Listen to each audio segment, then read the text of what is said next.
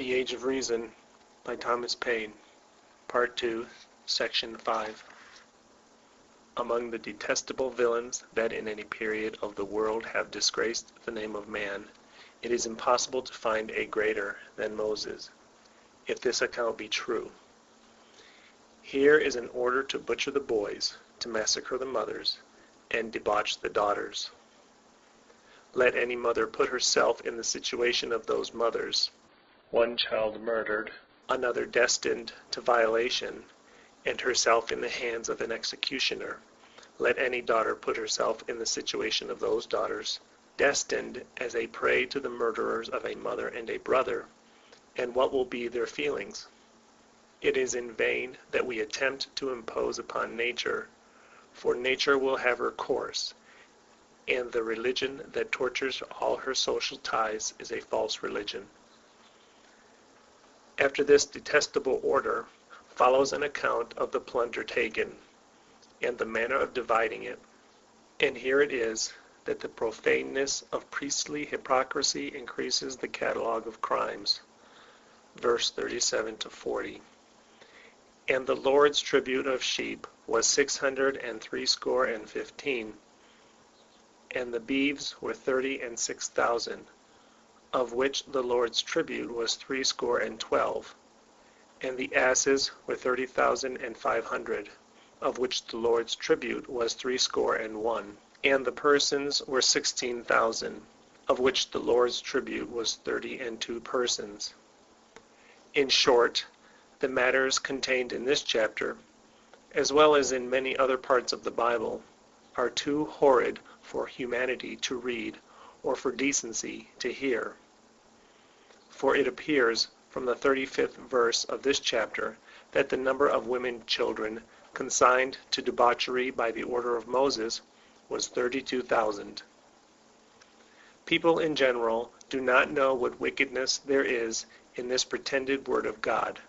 Brought up in habits of superstition, they take it for granted that the Bible is true and that it is good. They permit themselves not to doubt of it, and they carry the ideas they form of the benevolence of the Almighty to the book which they have been taught to believe was written by His authority. Good heavens, it is quite another thing. It is a book of lies, wickedness, and blasphemy. For what can be greater blasphemy than to ascribe the wickedness of man to the orders of the Almighty? But to return to my subject, that of showing that Moses is not the author of the books ascribed to him, and that the Bible is spurious. The two instances I have already given would be sufficient, without any additional evidence, to invalidate the authenticity of any book that pretended to be 400 or 500 years more ancient than the matters it speaks of, or refers to as facts.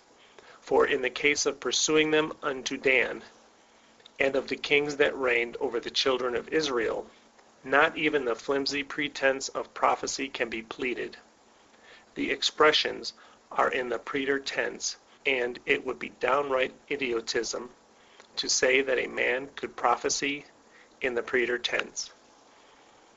But there are many other passages scattered throughout those books that unite in the same point of evidence. It is said in Exodus, another of the books ascribed to Moses, chapter 16, verse 34, and the children of Israel did eat manna 40 years until they came to a land inhabited. They did eat manna until they came unto the borders of the land of Canaan. Whether the children of Israel ate manna or not, or what manna was, or whether it was anything more than a kind of fungus or small mushroom, or other vegetable substance common to that part of the country, makes nothing to my argument.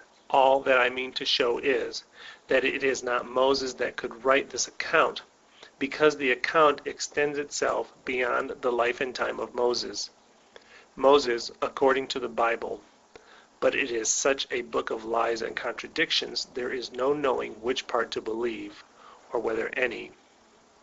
Died in the wilderness and never came upon the borders of the land of Canaan, and consequently it could not be he that said what the children of Israel did.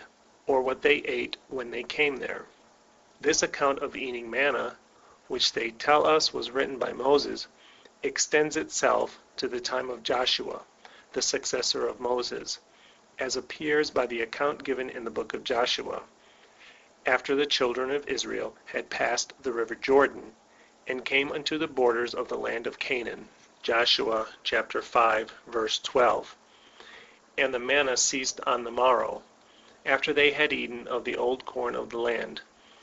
Neither had the children of Israel manna any more, but they did eat of the fruit of the land of Canaan that year.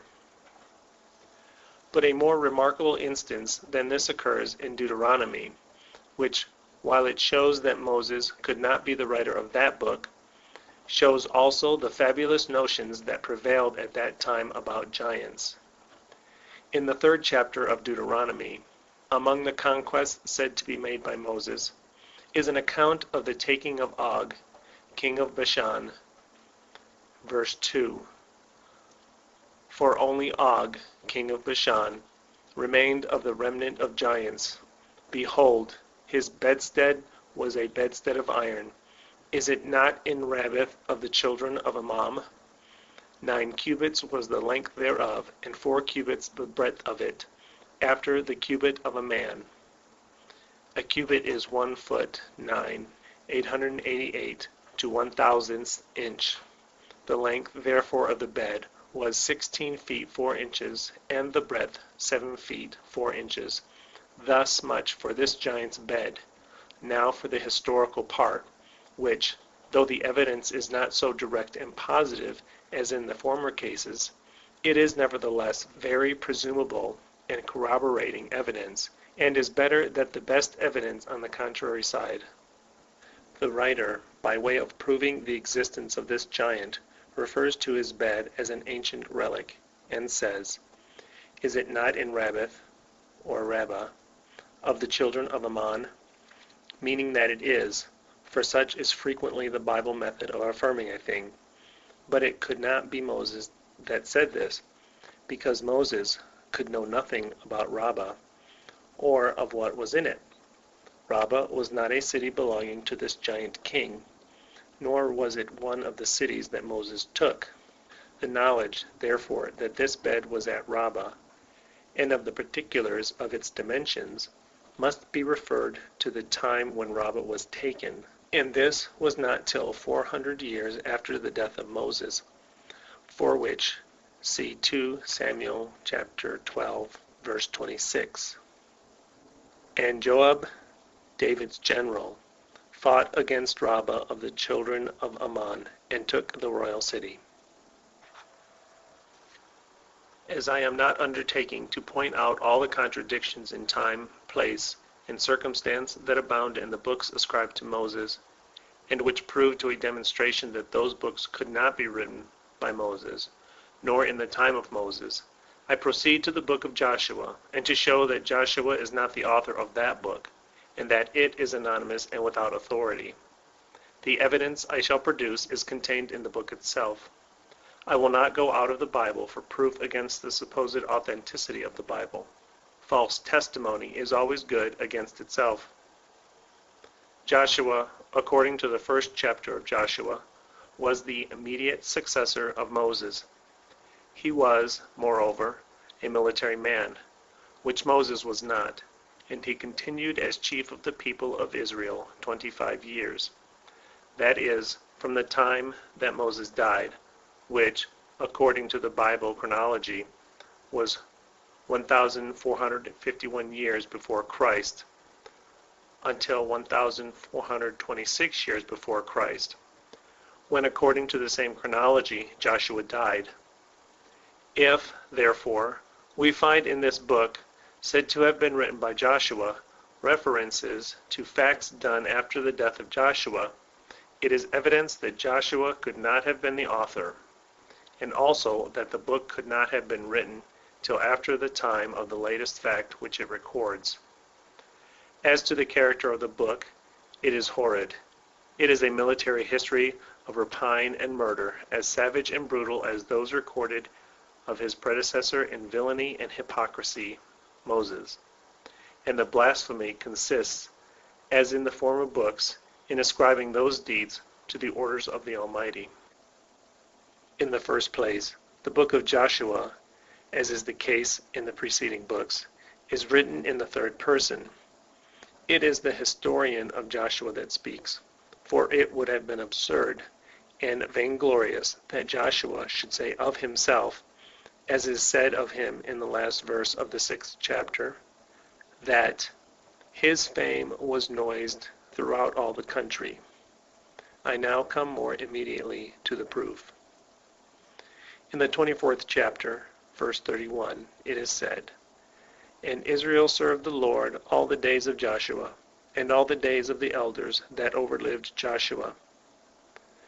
Now, in the name of common sense, can it be Joshua that relates what people had done after he was dead?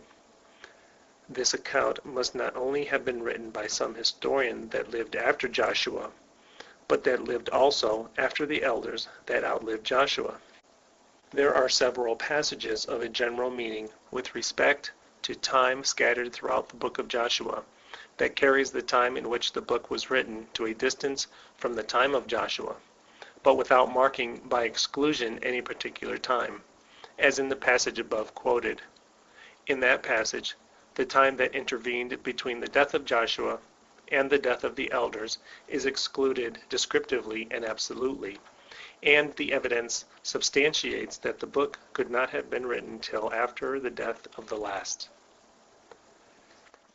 But though the passages to which I allude, and which I am going to quote, do not designate any particular time by exclusion, they imply a time far more distant from the days of Joshua than is contained between the death of Joshua and the death of the elders. Such is the passage, chapter 10, verse 14, where, after giving an account that the sun stood still upon Gibeon, and the moon in the valley of Ajalon, at the command of Joshua, a tale only fit to amuse children, the passage says, And there was no day like that, before it or after it, that the Lord hearkened unto the voice of a man. This tale of the sun standing still upon Mount Gibeon, and the moon in the valley of Ajalon, is one of those fables that detects itself. Such a circumstance could not have happened without being known all over the world. One half would have wondered why the sun did not rise, and the other why it did not set, and the tradition of it would be universal, whereas there is not a nation in the world that knows anything about it. But why must the moon stand still? What occasion could there be for moonlight in the daytime, and that too while the sun shone? As a poetical figure, the whole is well enough. It is akin to that in the song of Deborah and Barak. The stars in their courses fought against Sisera, but it is inferior to the figurative declaration of Muhammad to the persons who came to expostulate with him on his goings-on. Wert thou, said he, to come to me with the sun in thy right hand and the moon in thy left, it should not alter my career. For Joshua to have exceeded Muhammad, he should have put the sun and moon, one in each pocket, and carried them as Guy Faux carried his dark lantern, and taken them out to shine as he might happen to want them. The sublime and the ridiculous are often so nearly related that it is difficult to class them separately. One step above the sublime makes the ridiculous, and one step above the ridiculous makes the sublime again. The account, however, abstracted from the poetical fancy, shows the ignorance of Joshua, for he should have commanded the earth to have stood still. End of section 5.